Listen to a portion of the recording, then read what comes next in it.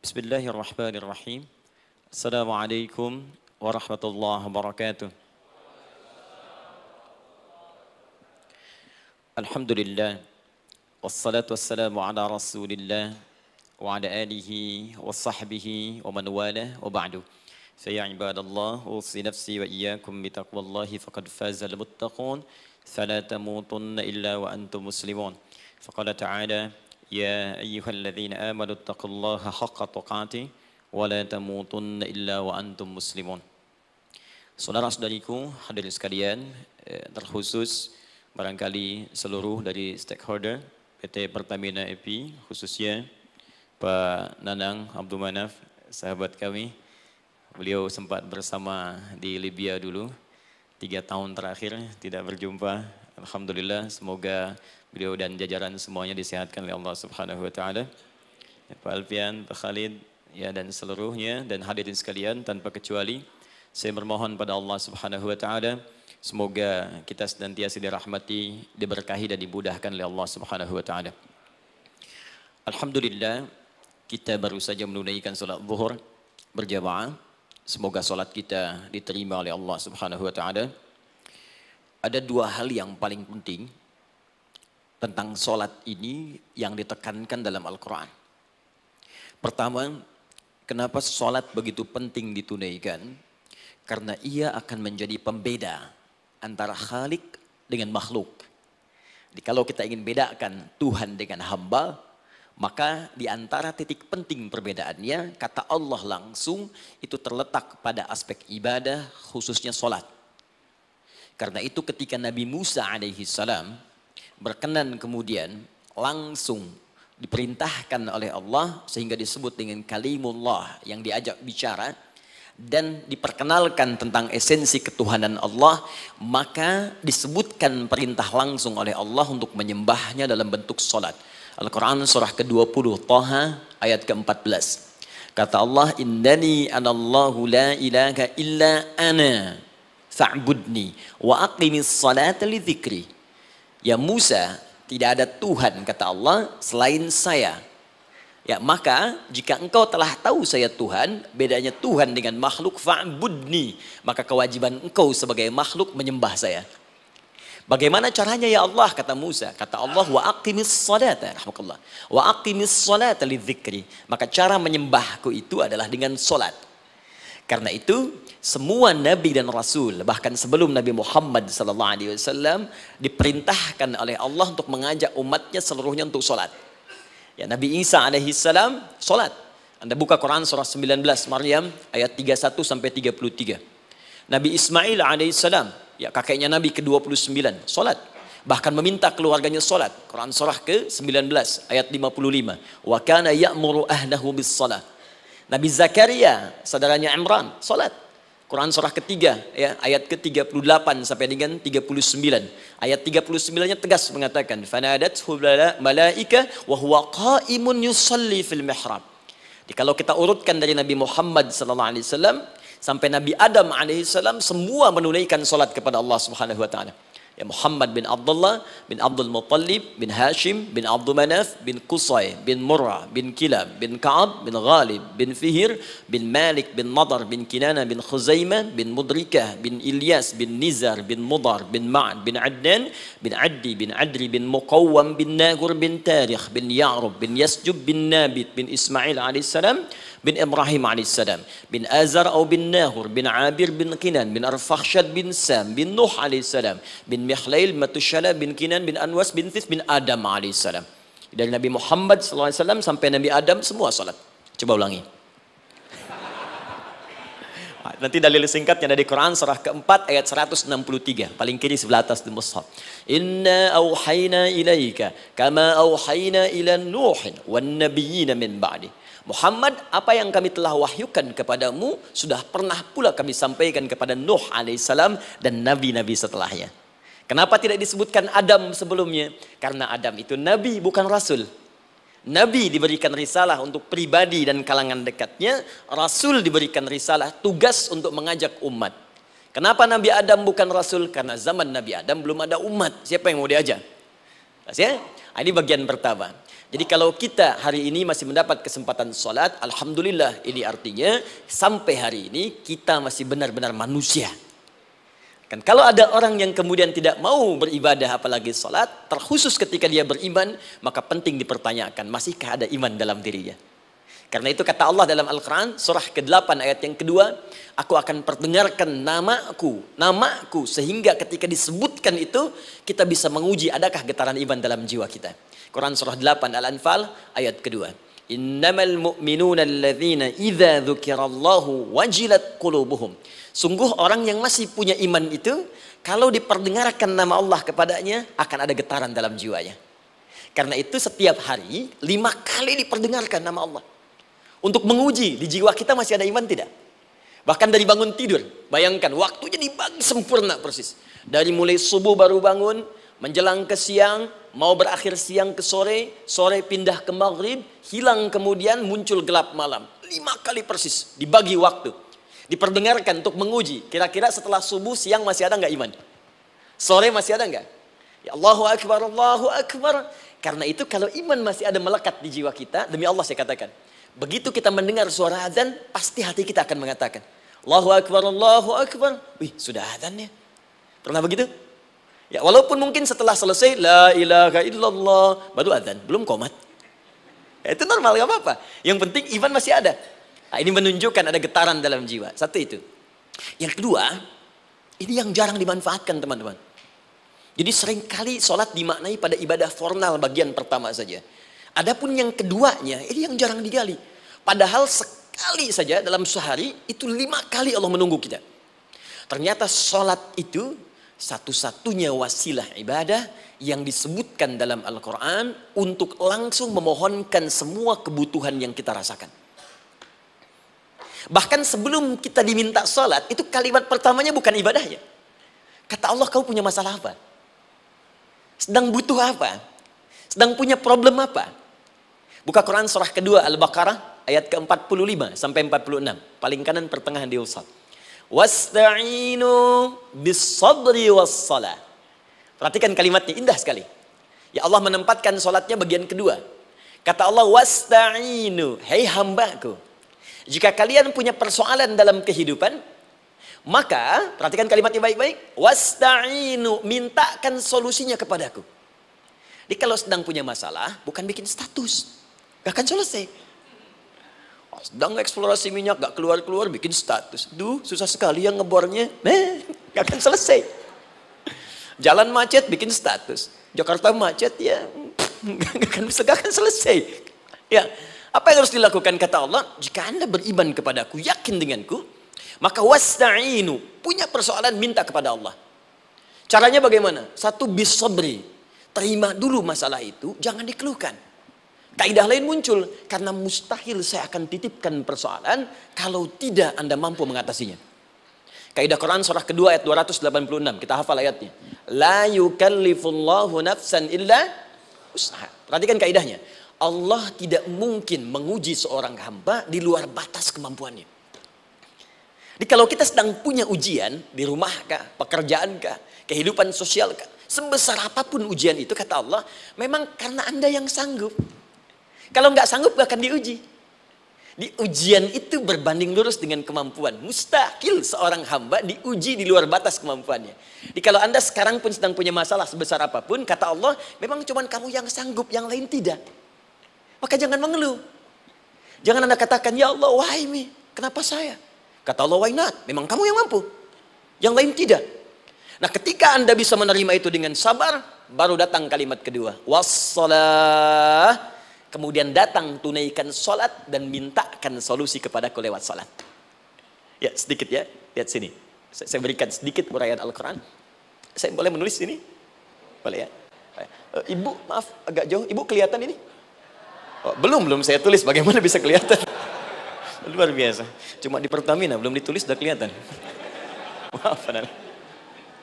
Lihat sini. Wasta'inu. Baik, ya. Saya ingin sedikit sekali. Ini redaksi Quran itu indah sekali diksinya. Wasta'inu. Lihat sini. Kata Allah, jika Anda punya persoalan dalam hidup, maka mintakan solusi. Terima dulu masalahnya dengan sabar, karena kita dipercaya oleh Allah. Gini, cara memahaminya. Allah aja percaya dengan kita. Masa kita nggak percaya diri? Allah yakin dengan kita, kita mampu. Masa kita nggak yakin? Terima dengan sabar. Kemudian wassalah, mintakan solusinya lewat salat. Kata perintahnya dibuka dengan kalimat wasta'inu.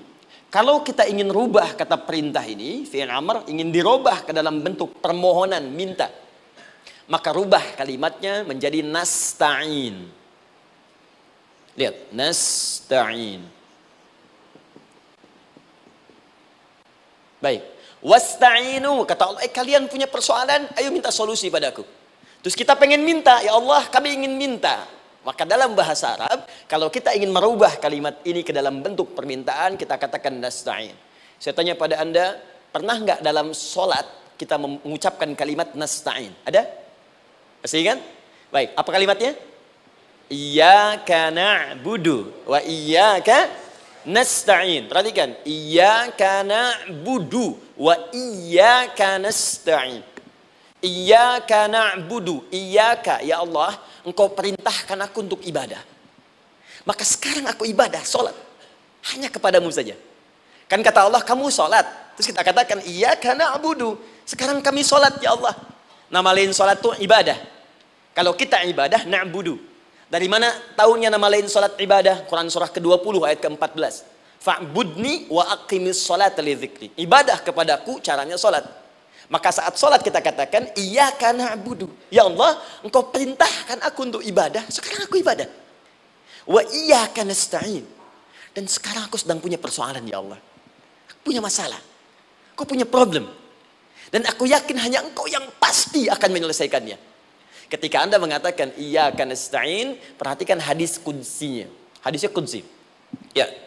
Al-Imam Al-Bukhari meriwayatkan, Imam Muslim meriwayatkan, An-Nasai meriwayatkan dari sahabat Abu Hurairah radhiyallahu ta'ala anhu. Ada lagi yang dari sahabatnya Anas bin Malik. Perhatikan kalimatnya.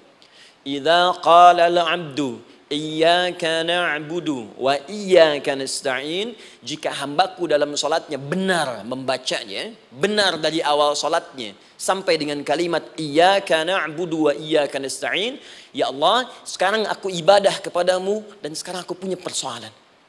Aku mohonkan solusinya darimu. Kata Allah, hadza baini wa baina 'abdi. Ini perjanjian antara aku dengan hambaku. Wali 'abdi. Hadisnya qudsi. Wali 'abdi, kalau hambaku benar salatnya sampai kalimat ini, masalah, apapun yang dia minta sekarang aku akan kabulkan. Aku akan kabulkan. Pertanyaan saya, berapa di antara kita yang sholat sampai detik ini, ribuan kali ruku dan sujud, yang memanfaatkan momentum ini untuk memohon? Siapa di antara kita yang ketika sholat memohon kepada Allah solusi?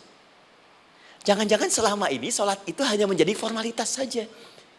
Takbir, ruku, sujud, salam, selesai. Takbir, ruku, sujud, salam, selesai. Padahal Allah sudah menunggu, hambaku, kamu itu punya masalah apa? Makanya setiap waktu dibagi 5 supaya hidup kita ringan. Subuh ke zuhur punya masalah, zuhur salat. Begitu kita mohon, tuntas masalah itu. Zuhur ke asar punya persoalan, asar salat. Dijawab oleh Allah, tuntas persoalan itu. Karena itu semua nabi dan rasul, bahkan orang soleh, ketika punya persoalan dalam hidupnya, even itu hanya menulis karya ilmiah, maka mereka akan memulai dengan sholat dan minta kepada Allah Subhanahu Wa Taala. Teman-teman kenal Nabi Zakaria? Bagus. Baik, di sana belum tulis, sudah kelihatan. Sini kenal Nabi Zakaria, alhamdulillah. Tapi nggak apa-apa. Saya ke Sukabumi, Pak. Ada yang kenal Fir'aun. Kenal Fir'aun, kenal, bagus. Baik, Sukabumi hubun dunia, suka itu hubun, bumi itu dunia. Baik. Teman-teman, Nabi Zakaria itu diuji oleh Allah. Maaf, belum punya keturunan. Dan semua nabi punya ujian. Jadi jangankan kita, nabi aja yang jelas surganya punya ujian. Ya, Anda pernah sakit, Nabi Ayub sakitnya lebih parah dari kita. Ya, Anda di keluarga belum ada keturunan, Nabi Zakaria pernah lebih daripada kita. Sampai rambutnya memutih, fisiknya sudah letih, dan menurut medis, maaf sekali, istrinya divonis tidak mungkin punya keturunan, monofus dan mandul, mustahil. Secara klinis gak mungkin, secara medis tidak mungkin. Maka Allah tunjukkan satu isyarat yang sangat luar biasa. Jika Anda mendapati situasi makhluk mengatakan ini mustahil dan sudah angkat tangan, ini tanda pertama dari Allah, langsung tinggalkan pendapat manusia, langsung memohon kepada Allah. Maka turunlah beritanya di Quran surah ketiga Ali Imran ayat 38 sampai 39. Paling kanan sebelah atas di mushaf. Sekarang perhatikan kalimatnya, saya mau sambungkan dengan Al-Fatihah tadi. Hunalika da'a Zakaria rabbah. Di mihrabnya Nabi Zakaria salat bermohon kepada Allah. Qala rabbi habli min ladunka dzurriyyatan thayyibah. Kemudian ia berdoa, Rabbi habli, ya Allah yang maha memberi tanpa batas. Ini adab pertama, kalau teman-teman mau berdoa, sebut nama Allah sesuai dengan hajat kebutuhan kita. Itu yang disebut dengan Al-Asma'ul Husna. Di Asma'ul Husna itu bukan nama-nama indah yang sekedar dihafal, bukan. Tapi nama yang diberikan oleh Allah sesuai dengan kebutuhan hidup kita. Dalilnya Quran surah ke-17 ayat 110.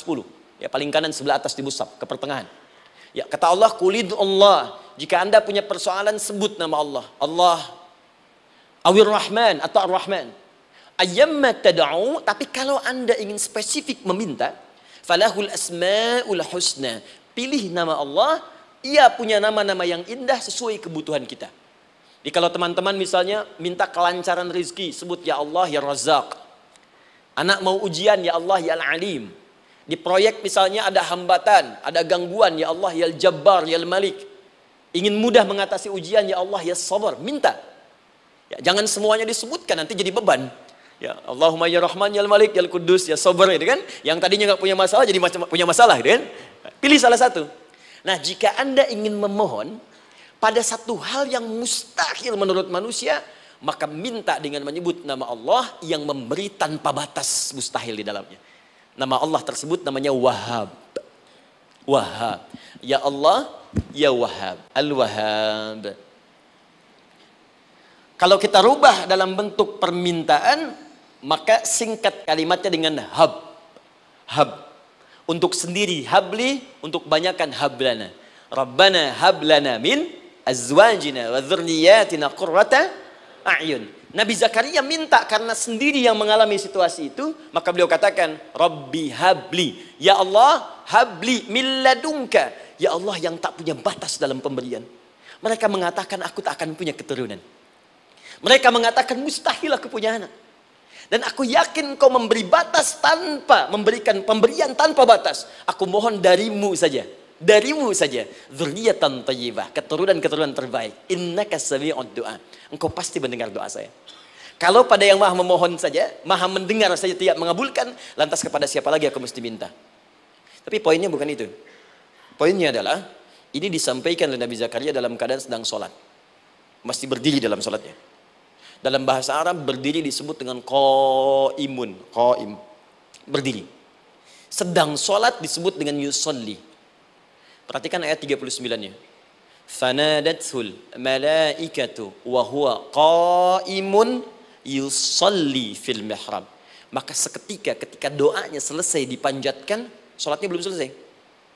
Doanya selesai dipanjatkan, seketika datang malaikat menyampaikan, kamu dapat kabar gembira, Anda akan punya anak, bahkan namanya langsung diberikan oleh Allah, Yahya, artinya hidup. Yang mustahil menurut manusia, lahir dari rahim seorang perempuan yang divonis monopos dan mandul, kata Allah, bagiku yang gak ada yang mustahil. Jadi dan hidup dia. Kapan itu terjadi? Masih sholat dan belum selesai dalam sholatnya, dalam keadaan berdiri. Sekarang saya tanya Anda, kita membaca iyyaka na'budu wa iyyaka nasta'in dalam keadaan ruku atau sujud? Sujud, berdiri. Berdiri teman-teman. Betul kan? Dalam keadaan berdiri saat baca Al-Fatihah. Iyyaka na'budu wa saat kita mengatakan wa iyyaka nasta'in, Allah balik bertanya, apa yang kamu butuhkan? Nabi Zakaria itu sholat dulu baru minta. Kita umat Nabi Muhammad karena keutamaan nabinya, sebelum sholat dah ditunggu. Butuh apa? Mau minta apa? Karena itu saya ingin katakan, ayo manfaatkan momentum sholat ini. Jangan sekedar kita kemudian tunaikan formalitas, tapi kita tidak mendapatkan keuntungannya. Ayo, semuanya. Dari mulai takbir sudah ada doa. Ruku ada doa. Bahkan sujud kita bisa perbanyak dalam bahasa hati kita untuk memohon kepada Allah Subhanahu Wa Taala. Jelas sampai di sini? Baik. Mudah-mudahan insya Allah doa kita dikabulkan oleh Allah Subhanahu Wa Taala. Ini baru mukaddimah, kita belum mulai. Ini pengantar. Tema kita hari ini tentang Al-Quran. Dan mudah-mudahan kita diberikan insya Allah kelancaran untuk bahasan kita. Dan topik ini insya Allah akan memberikan banyak manfaat dari apa yang kita kerjakan dalam keseharian kita. Saya mohon izin untuk melambatkan bacaan karena tadi hanya mengantarkan saja. Teman-teman, kenapa mesti Al-Quran? Apa esensi Al-Quran? Dan kenapa Al-Quran diwahyukan pada Nabi Muhammad SAW? Apakah khusus untuk sekedar dibaca? Atau ada satu nilai yang sangat penting yang justru itu mengandung nilai mukjizat yang paling dalam dari Al-Quran? Yuk kita mulai dengan Al-Quran surah kedua Al-Baqarah ayat ke-38. Paling kanan sebelah atas. Disambungkan dengan Quran surah kedua ayat 185. Paling kiri pertengahan di mushaf. Quran surah kedua ayat 38 dengan Quran surah kedua ayat 185. Saya mulai dari kisah Nabi Adam. Saya pelan-pelan. Nabi Adam saat diciptakan oleh Allah, kemudian diberikan informasi bahwa beliau akan bertugas di bumi, beraktivitas di bumi. Disampaikan di Quran surah kedua ayat 30, paling kiri sebelah atas. Wa idh qala rabbuka lil malaikati inni ja'ilun fil ardi khalifah. Kata Allah, dan pelajari, ingat ketika kami menyampaikan pada para malaikat, kami akan menugaskan satu makhluk manusia namanya Adam di bumi tugasnya untuk menjalani hidup di bumi.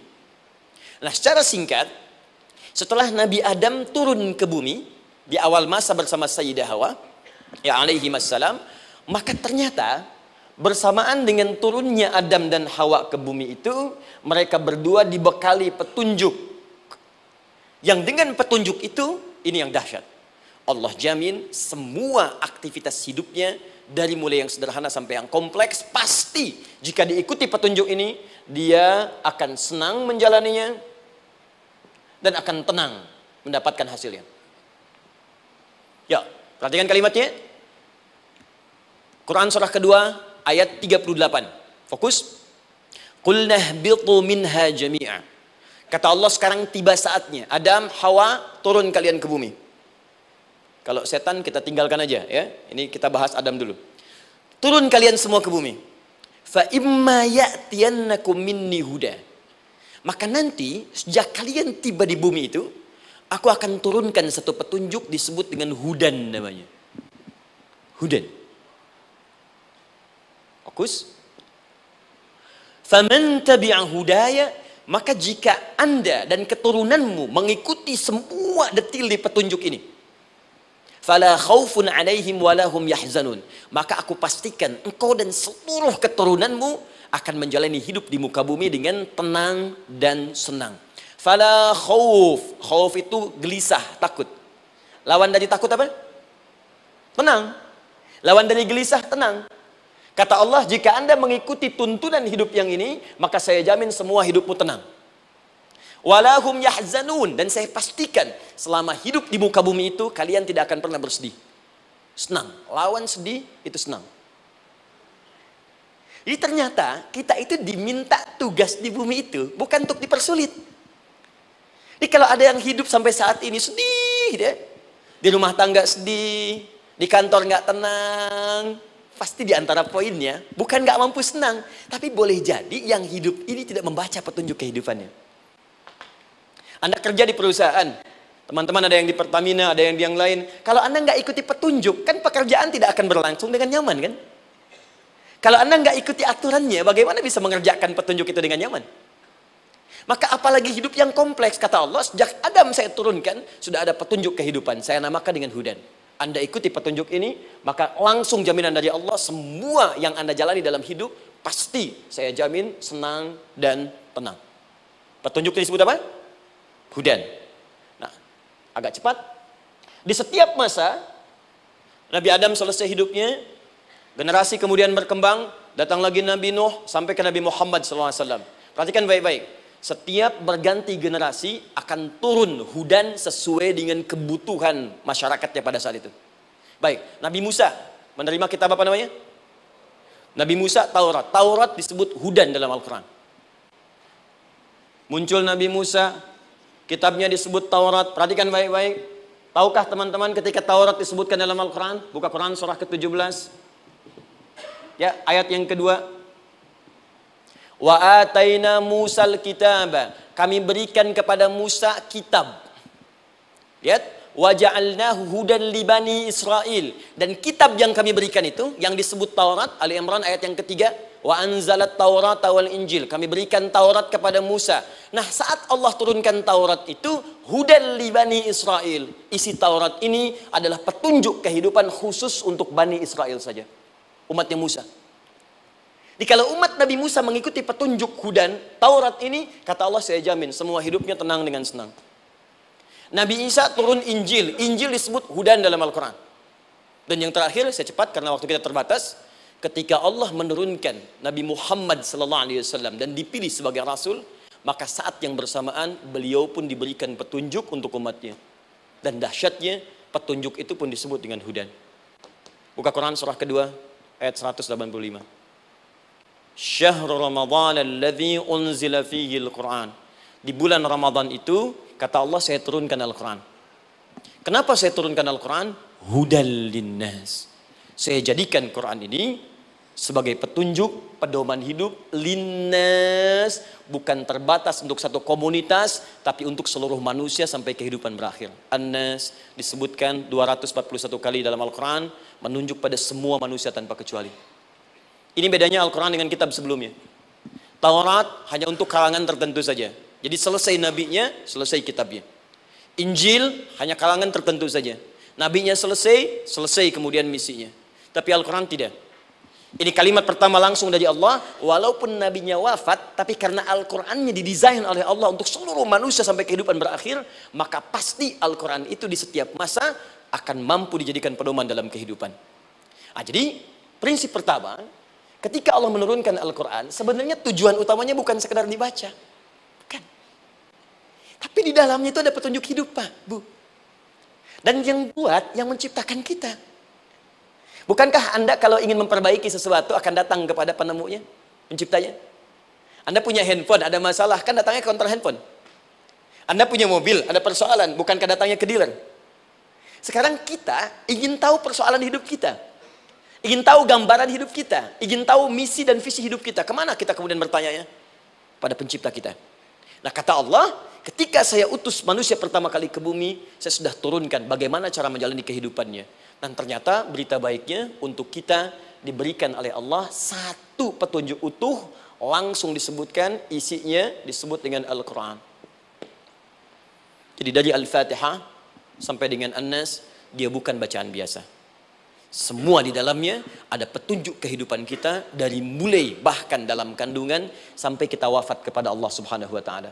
Kalau diikuti petunjuk ini, langsung turun jaminan dari Allah. Hidup kita pasti akan tenang dan nyaman. Saya baca